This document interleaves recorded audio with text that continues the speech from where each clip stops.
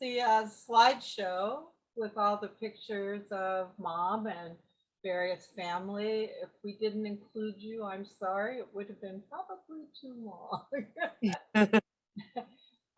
But we have a recording of that and happy to share it.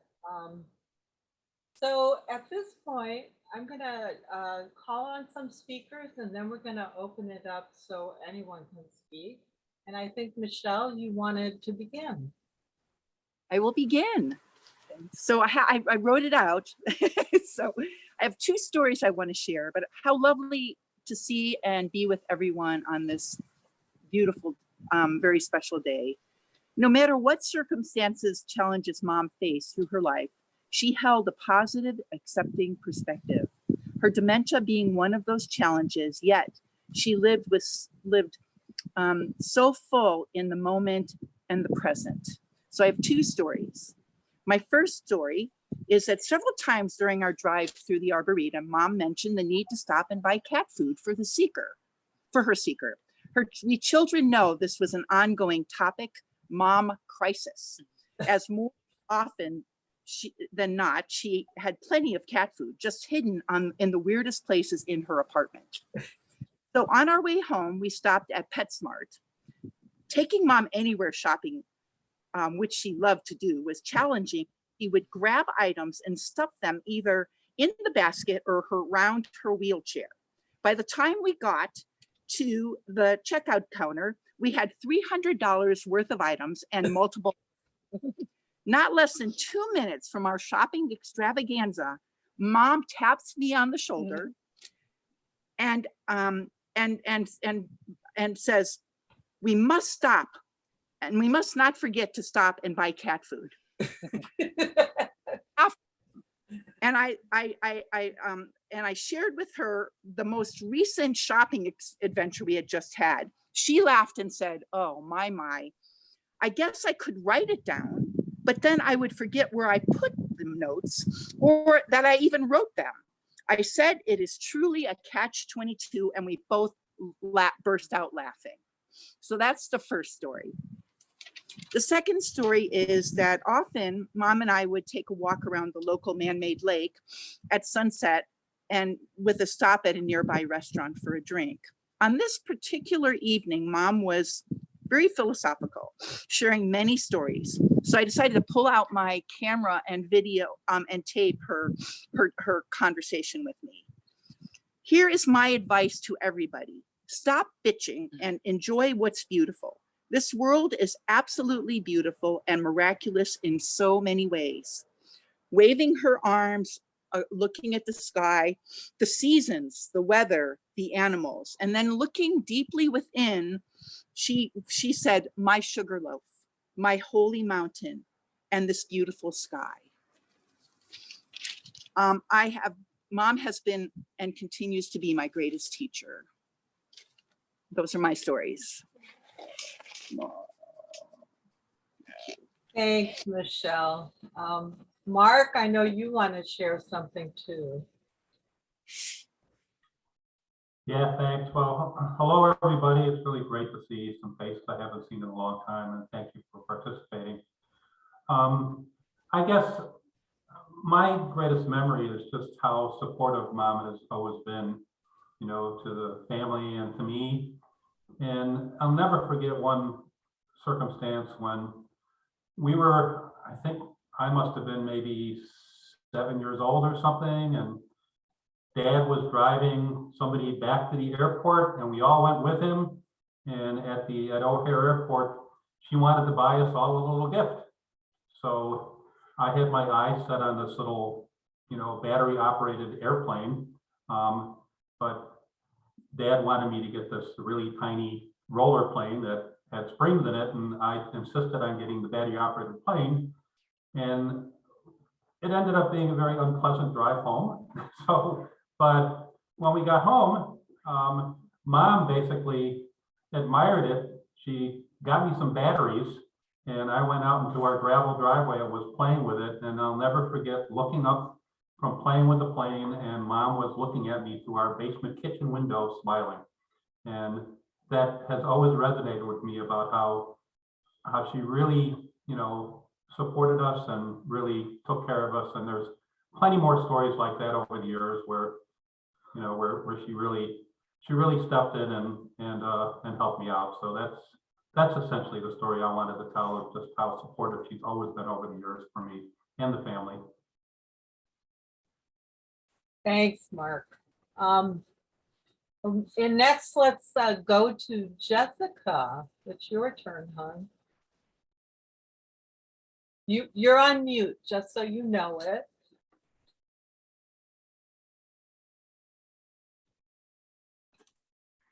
I was saying, I really don't have a story. I mean, I have many stories, but today is like a special day. Of course, it's her 95th birthday.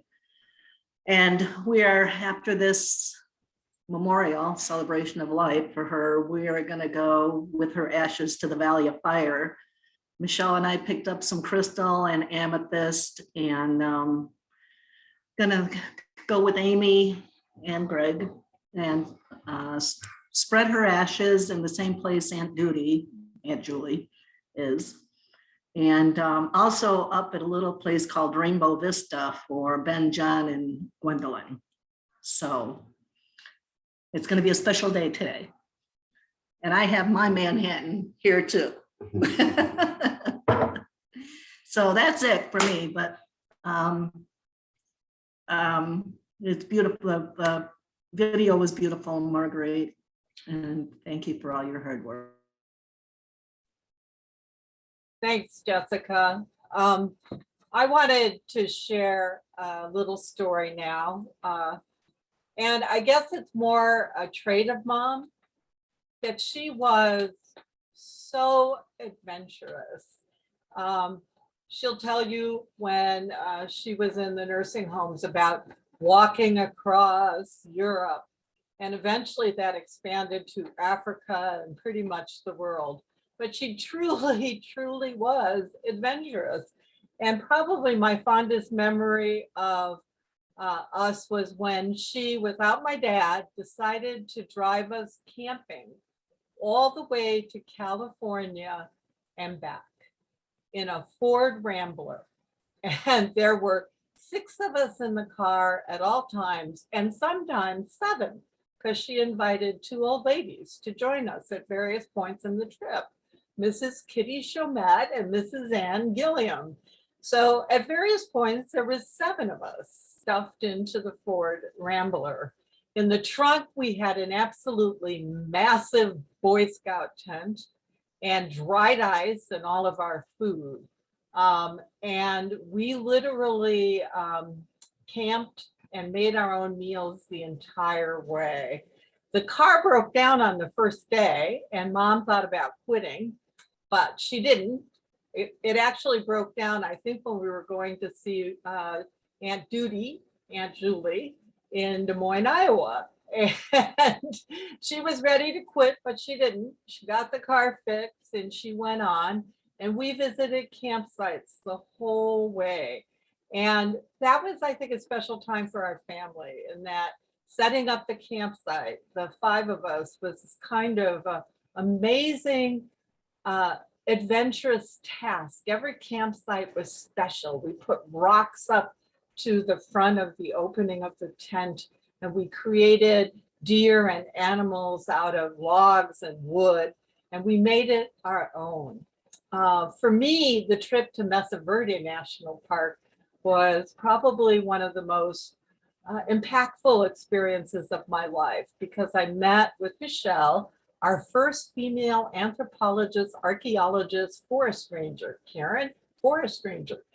And she had such a big impact on our lives at Mesa Verde. I really wanted to become Margaret Mead after that trip, and she kind of opened my eyes to that adventure.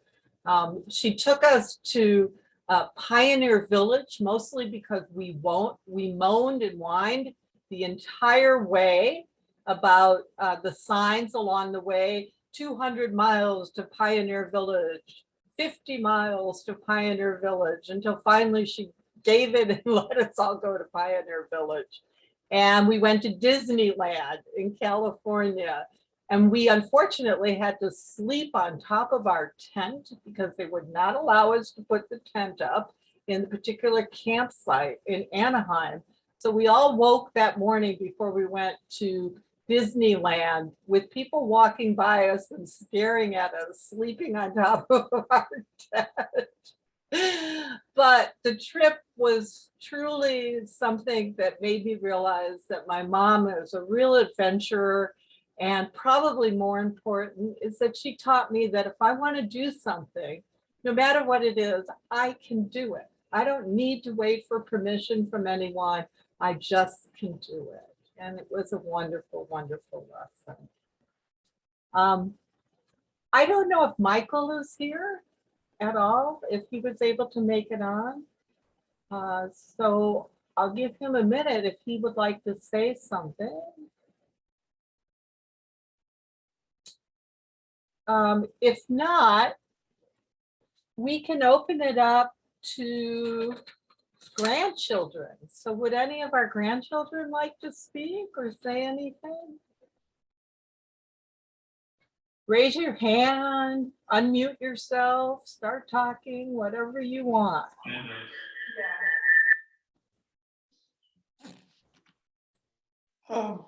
You need to unmute, Ben.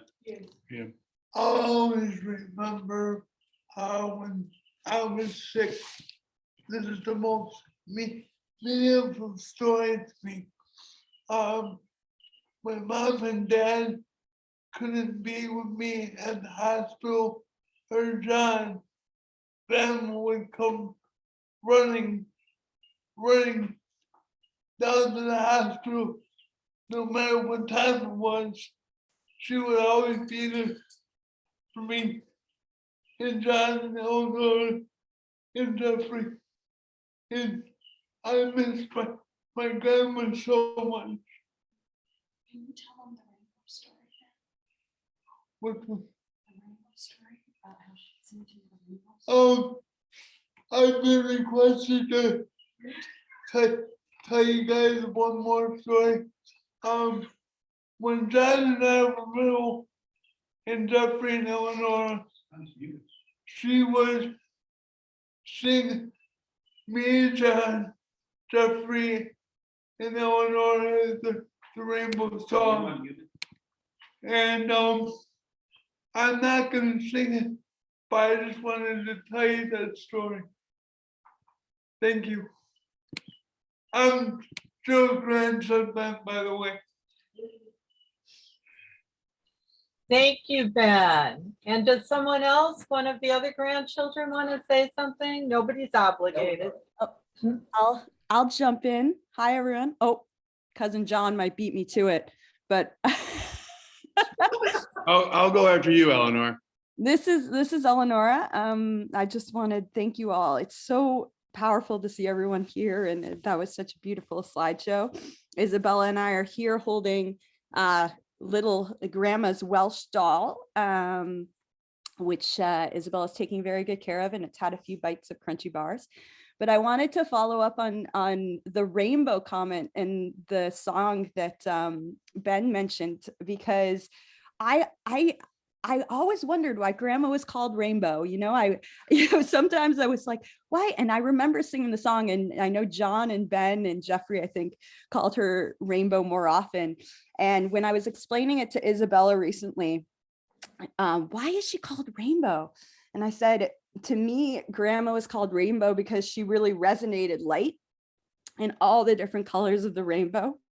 To me, she was joy, she was strength, she was resilience, she was perseverance, she was hope, and she was faith. And she was always that faith in the light at the end of the tunnel. I was very scared as a child of ghosts. That was always something I was quite fearful of. And when we went to Wales with grandmother, when I was about, I think maybe 9, 10, maybe I was 13. I was still scared of ghosts. But grandma, one house we were in had a high presence of spirits for us. And grandma just looked at me, and she gave me this little angel pin, which I still have. And she said, Eleanor, spirits are all around us, and they're not bad, and there will be spirits. And so I feel like her spirit is very much with us. And I'm so happy to be celebrating her birthday with all of you. So much love to everyone. And I'll hand it to my wonderful cousin, John. Thank you, Eleonora. I'm laughing right now a little bit because I know if Grandma, was on this actual Zoom, her face would be probably this close to the camera. And but I just wanted to kind of go off of what my dad was saying. Grandma was there for anybody and everybody who needed her, no matter what. And during some of the troubled years that I had as a teenager and going into adulthood, she was one person that, really helped me move forward and move into a better direction. And she would dedicate her time to pick me up and, just create that positive, that positive attitude and that, just hope and encouragement. And, towards the end of her life, she would always ask me if I was a supervisor. And I was never sure what a supervisor was since I'm a teacher. But it was really great to be able to say that I was a supervisor and that I had, made the strides that I had made. And I wouldn't have been able to do that without her. And I'm glad I was able to kind of, share that with her while she was still with us. So in order to, keep Grandma with me, I got this chain from Marguerite. Thank you, Marguerite, for sending it. And then I went ahead and I purchased a Welsh flag pendant on it. And it's something that I'm going to keep with me all the time. So Grandma will continue to support me and keep me in my, and her thoughts and vice versa. So thank you guys for all being here. It's great to see everybody. And we're here celebrating Grandma. Hey, is there another relative who wants to? Jeffrey, maybe. Jeffrey, I don't know if you want to say something. I don't really have any stories to share. I just want to thank everyone for putting this together, and that was such a beautiful video, Marguerite. So no, I mean, I just, I think we all have great memories of Grandma, and I had similar experience to John in my youth of having some troubles and finding that even when I lived on the other side of the country, when we'd go to visit Chicago, I always felt like I could talk to Grandma and was someone that was open and always insightful. So yeah, I just want to thank everyone for being here. So We can open it up to other relatives now. Just raise your hand or unmute. Roxanne? I don't have a particular story. I do remember when my mom died, her sister, and when she was out there, and how even during that time, how she just kept everybody together and everybody feeling good and from falling into just this whole, depression and such. I just remember her support then. And whenever I think of your mom, my Aunt Jill, the words, the images and words that kind of come to mind are smiles, laughter, humor. She had a great sense of humor and she could be silly and funny. Support, welcoming. I don't think she would ever turn anybody away for anything. She was always, willing to be there if you wanted to talk or something. So just those are my thoughts about your mom. She was a beautiful, beautiful person in all ways. Thank you, Roxanne. That was lovely. Can I say something, Marguerite? Peter, please. Yeah. All right. Well, I think it's about time somebody from over the pond something. First of all, I hadn't realized I've got so many relatives in the US. Incredible. I think there are about 30 of you on the Zoom call. So it is a privilege to be part of it. I mean, I think my cousin Jill, your mum, was one of the greatest exports from Wales, really. She sort of typified the Welsh spirit against adversity. I mean, I don't know how many of you know the sort of relationship between Wales and the dominant England, but the Welsh have always had to fight for their limited independence. And I think your mum personified that spirit of adventure and independence.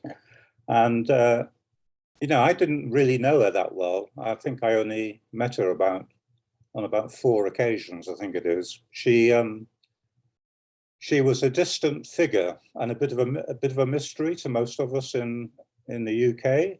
We sort of vaguely had heard of her, but when she came, she certainly made her presence felt. She was a very, very strong and positive spirit. And when I got to know her life story, it was a real inspiration. We've got the video of when she was talking about her life, about the early days in Wales when there was no electricity and she had to walk about 5 miles to school and all that sort of stuff.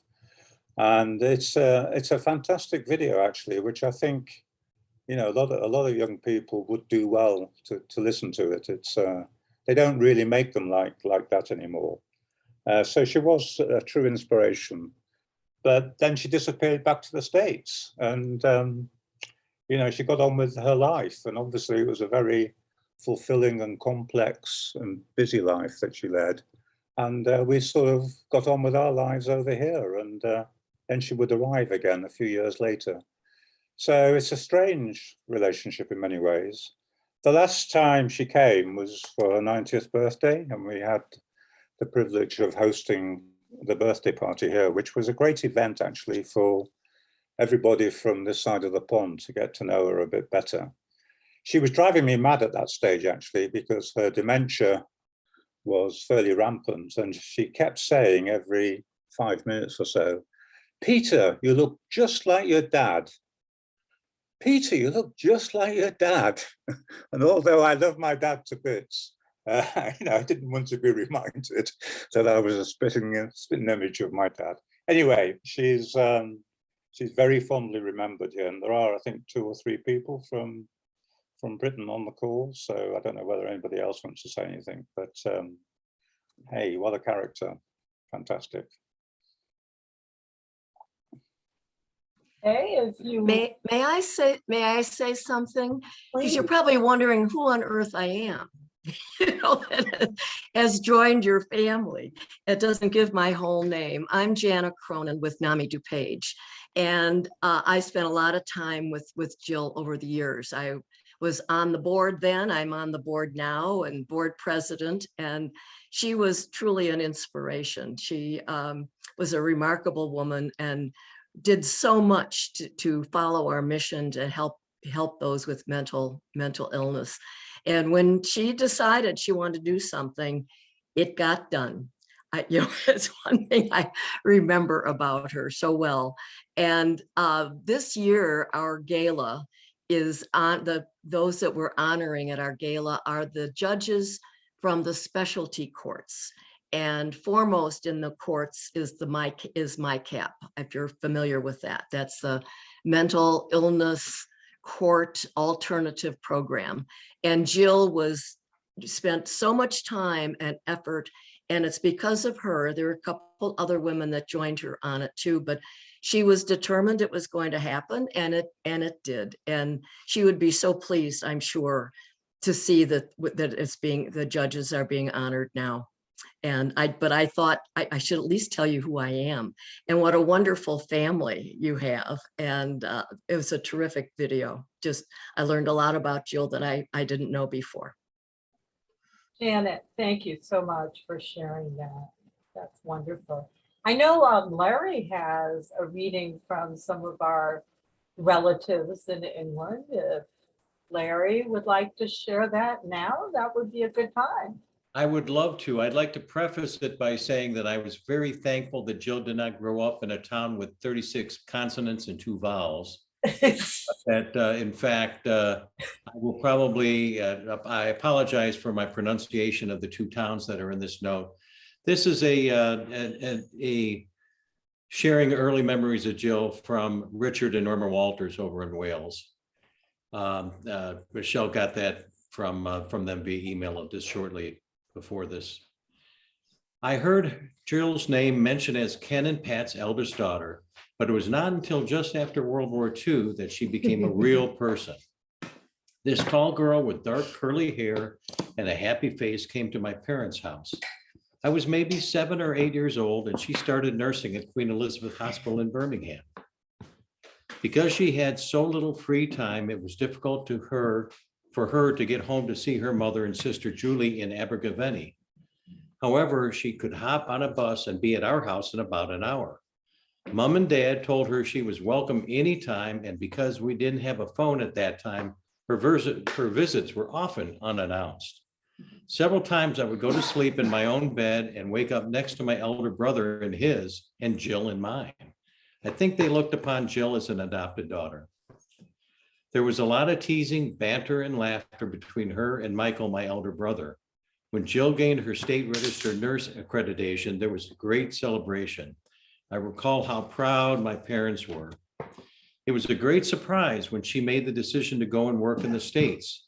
She was greatly missed by the extended family in Birmingham. Mother corresponded and learned that she had married Bill, and soon twin girls arrived, followed by twin boys. It was the mid-1950s before we saw Jill again, together with the 4 children. She had acquired an old pre-war car to travel around in. This was before the days of child safety seats, so 4 kids were crammed in the back seat, and she had to tie the interior door handles with string because they kept opening the doors. Must have been the girls. Bill came over sometime after, and they took a cottage in a small village in the middle of nowhere called Camus. Sorry about that one, which I remember had no electric and lighting had to be by candles. Julie moved in, and I guess to help out when Bill took a teaching job in Birmingham. He lived with us during some of this time, going to join Jill at the weekend. I went with him once. I think it was in the winter because we were frozen in that old car. While they were living in South Wales, Jessica made an appearance to complete the Welsh connection. I saw Jill several times in later years when she and Julie came over after their mother died, and several holidays she took with friends. And later when the members of the family and when Norma and I were invited over for Jessica's wedding.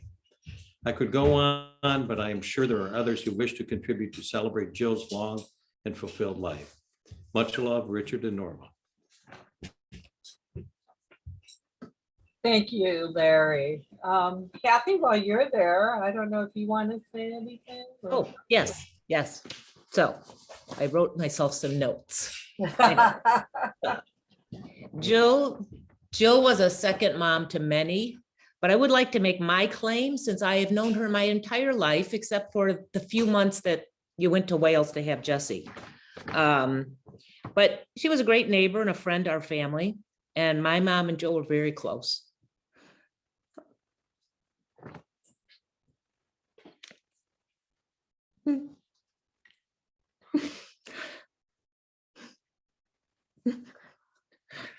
Jill was there to help when Butch and I needed her most. And she taught me a lot about my family. And so, but I love talking to Jill, and she would tell all these funny stories and you get her laughing. And there was the one story about her and my mom dressing up as the pilgrim and the turkey for the Cubs, for the Boy Scout Halloween party. There's no pictures of this, but apparently Jill was the turkey, and to get her there, they slid her in on her belly on the back seat of my dad's fire chief car. And the only way to get her out was to pull her legs out to get her out of the car. And so her and my mom was the pilgrim then with the gun, and Jill was the turkey, and they went into this Boy Scout, and I don't remember it, Butch must, I sort of remember them being dressed up. And no one knew who they were because it was a great costume. Jill could make really good costumes. So, but other than that, anyways, it was a great time talking to Jill, and she would just start laughing. I loved her laugh. I'd go visit her, especially during COVID. It was hard for her to figure out, with the masks and everything, to understand. And sometimes we'd be talking through a glass door, but she'd look at you for a while, and then all of a sudden she'd say, "I know you," and it was just perfect. Good time for a toast, everybody. To Jill. And these are the mugs that Jill gave my son and his wife for winning gift. Thank you both so much. Thank you. We have other people who would like to share.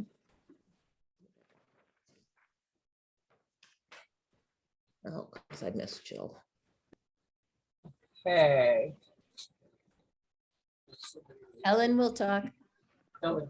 Ellen, please. Okay. So I didn't know your mom very well, but I knew Marguerite very well, and I was able to meet everyone in your family on different occasions, and your mom at the wedding. And then later on, I remember when your mom was already losing some of her memory and things, we had lunch together one time, but I really didn't know your mom that well. But I got to know Marguerite very well. We were in a program together, and we became good and fast friends after that.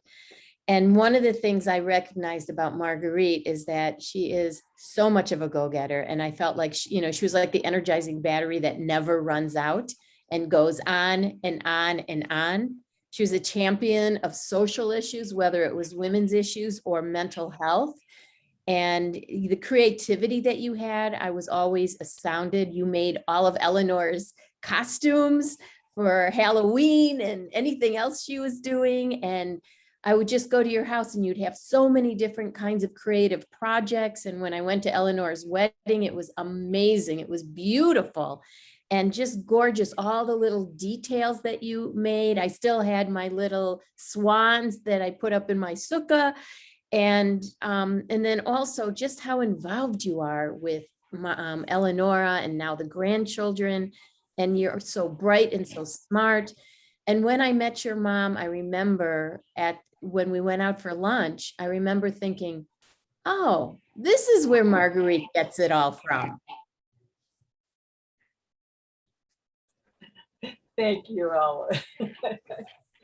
Yeah, all that sewing, everything. She sewed a lot of our clothes and things.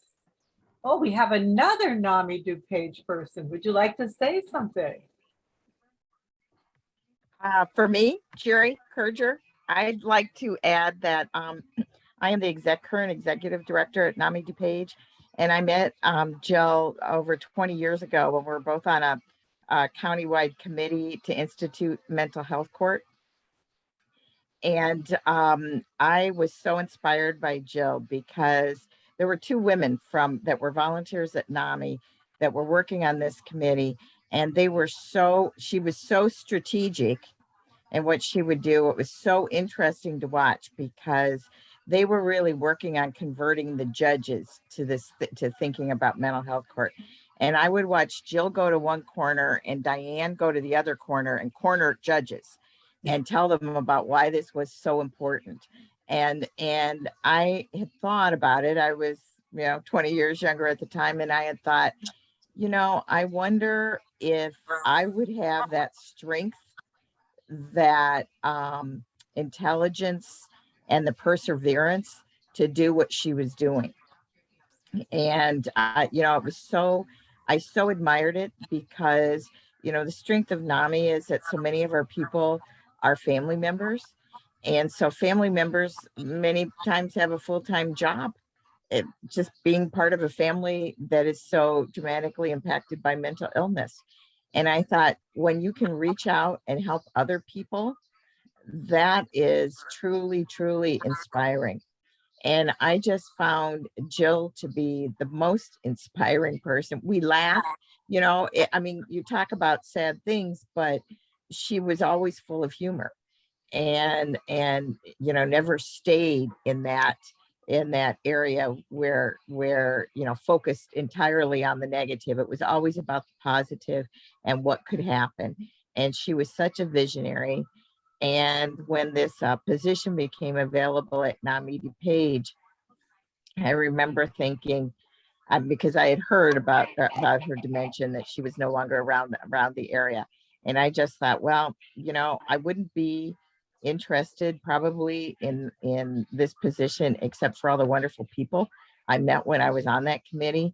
And in fact, one year I even donated a car to NAMI DuPage. Not that it was worth very much, but I was pretty old, but I donated so they would get some money, even though I was working at a different nonprofit in the county, because I felt that they did so much with such little money, and it was such a wonderful cause. And really it was that, you know, meeting Jill Adelman was just, you know, a high point in my life.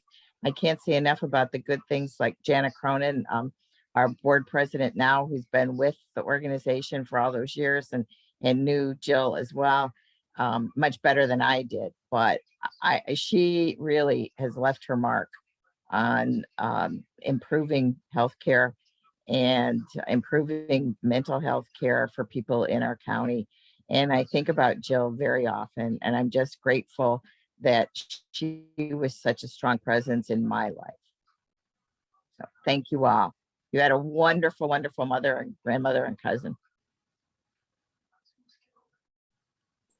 Thank you so much for sharing that. It really means a lot. I know NAMI was very close to her heart on so many levels, and the work that she did. Do we have another person who'd like to share?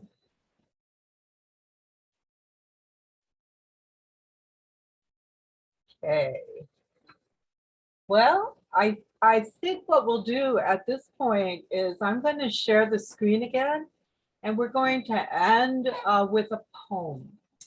So if you give me a second, I'll share the screen.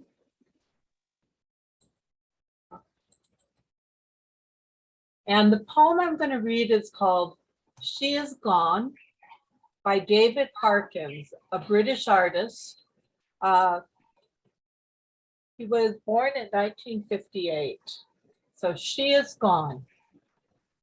You can shed tears that she is gone, or you can smile because she has lived. You can close your eyes and pray that she'll come back, or you can open your eyes and see all she's left. Your heart can be empty because you can't see her, or you can be full of the love you shared. You can turn your back on tomorrow and live yesterday, or you can be happy for tomorrow because of yesterday. You can remember her only that she is gone, or you can cherish her memory and let it live on. You can cry and close your mind, be empty and turn your back, or you can do what she'd want. Smile, open your eyes, love, and go on.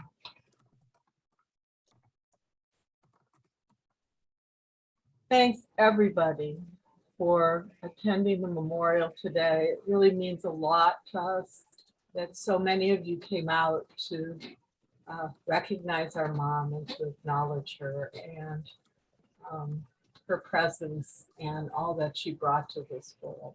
So thank you. I guess maybe this is where we drink our Manhattans or pretend to drink our Manhattans to her, and then we can hang up. So to Nora Jill Adelman. Bye-bye, everybody. Bye. Thank you. Thank you.